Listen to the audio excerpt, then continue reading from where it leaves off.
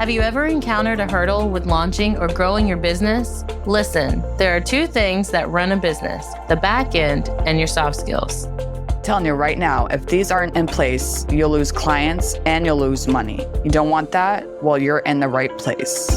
Hey, I'm Dana. Hey, I'm Sarah.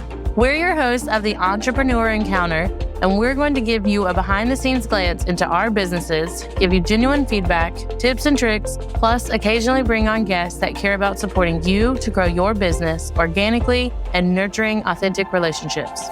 Are you ready?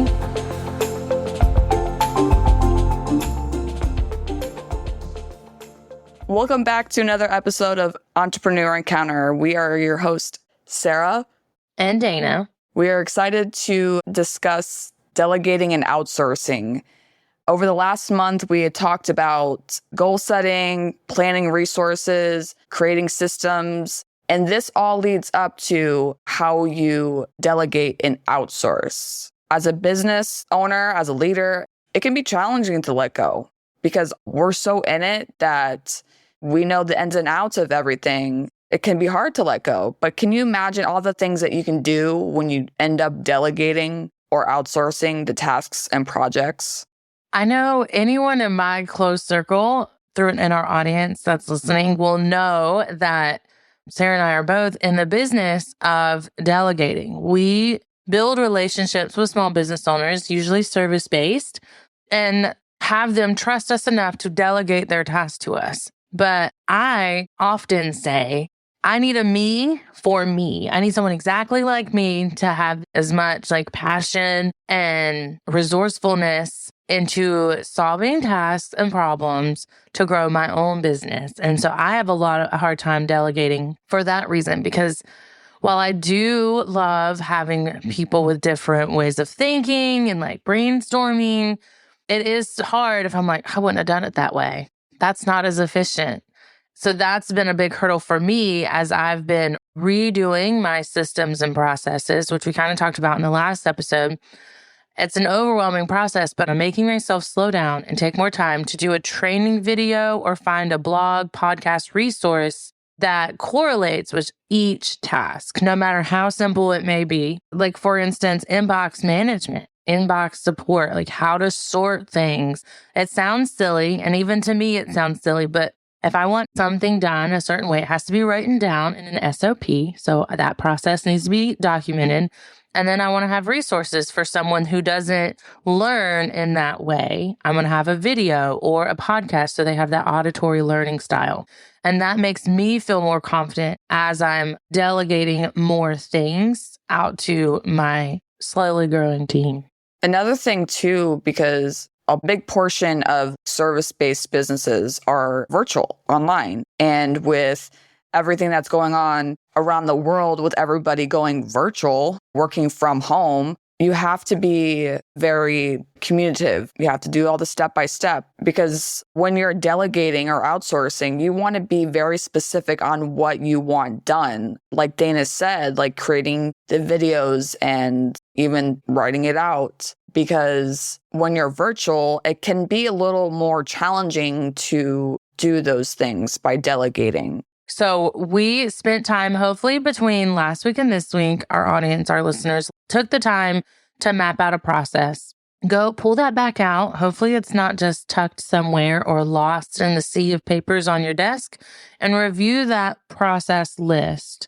This is my favorite thing when I work with clients, is go through things, the list, and put a star, a heart, a smiley face, something next to the items that you love doing, you don't want off of your plate. If you thoroughly enjoy scheduling social media content and engaging with your community, don't give that up. If you are comfortable managing your own inbox, don't delegate that, because you're going to be anxious about, is it getting done? And stressed about that. Here's a real life example. I have a client. He seems to really like the inquiry process, because even though he delegated it, I'm doing air quotes, everybody, even though he delegated that to my team, he was still doing it. And so he felt like we weren't doing anything. And I was like, that's because you're answering them at 8:00 at night when we do that during the day. So if someone sends a lead, fills out your lead capture form, or sends an email, at 8 p.m., we will respond to it the very next day. You don't have to do that. But he seems to like that process. So we do a little less of that. So we catch the ones that he didn't get to the next day. And then we focus on the things that he does not like doing. So once you figure out the tasks you enjoy, go back through and highlight, circle some other detail of tasks you don't enjoy doing. This can be something in your business, which we're focusing on, but this can also be in your personal life. If you hate doing dishes or laundry, delegate it to someone else. Outsource it to someone else that comes in, and depending on where you live, I know there are laundry services that will come pick it up, wash it, dry it, fold it, and bring it back. Or have a housekeeper come once a week just to do that part, whatever it is. And that's going to free up a lot of your time. It's going to free up a lot of your brain space. You're not going to be stressed about it, things like that. So really look at your to-do list, whether it's in your business or your personal life, and see if you can pass it off to someone else, like make a chore list for your kids. Or if you have a spouse, see if you can find a better balance of who's doing what and when. Even talk about, this has been a big one for me, is to talk about when things get done. So I'm a morning person, and I like to wake up and get all my things done so I can relax the rest of the day. My husband is not that way. He wants to have a lazy morning, then do the tasks, and then maybe have a lazy evening. I'm like, I can't relax that way. But that was something we had to have the conversation about. And I had to get comfortable with it not being done, or recognize that he is helping. It's just, he's not jumping when I'm essentially mentally saying jump. And there's nothing wrong with that. He does help a lot. He just helps later in the day when I'm like, That's too funny. Another tip that I would like to suggest too when you are delegating is look at the workload that your team already has. So if you see that their workload is piling up, then obviously you probably don't want to delegate a task to them. Another thing too is the skill set. The people that you already have on your team, do they have the skill set to be able to take on a project, such as if you have a blog and you need help writing that? Does your team have that skill set? If not, then you definitely want to think about outsourcing to somebody outside of your team. So that's where when you hire a blog writer to do that specific task. or take the time, if someone on your team is interested in growing that skill set, if you can't teach them, buying them a course or helping them professionally develop that skill so that it can remain in-house on your team.